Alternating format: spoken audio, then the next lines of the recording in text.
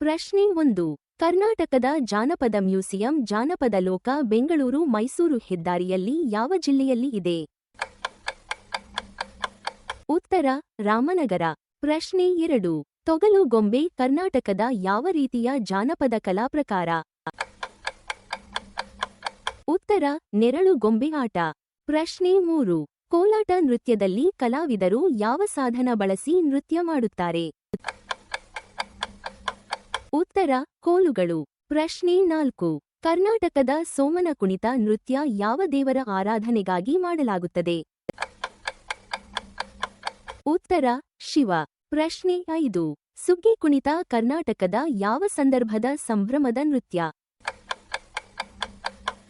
ಉತ್ತರ ಕಟಾವಿನ ಹಬ್ಬ. ಪ್ರಶ್ನೆ 6.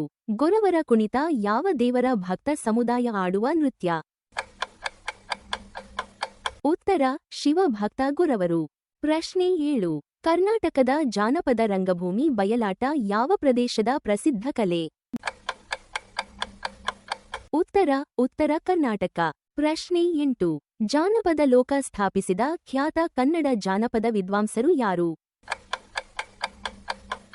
ಉತ್ತರ ಡಾ ಎಚ್ ಎಲ್ ನಾಗೇಗೌಡ. ಪ್ರಶ್ನೆ 9.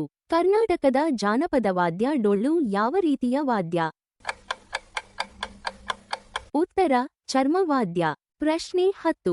ಕರ್ನಾಟಕದ ಪಟದ ಕುಣಿತ ನೃತ್ಯದಲ್ಲಿ ಕಲಾವಿದರು ತಲೆಯ ಮೇಲೆ ಯಾವ ಅಲಂಕಾರ ಧರಿಸುತ್ತಾರೆ? ಈ ಪ್ರಶ್ನೆಯ ಉತ್ತರವನ್ನು ಕಾಮೆಂಟ್ನಲ್ಲಿ ಬರೆಯಿರಿ. ಧನ್ಯವಾದಗಳು. ಲೈಕ್ ಮಾಡಿ, ಶೇರ್ ಮಾಡಿ, ಫಾಲೋ ಮಾಡಿ.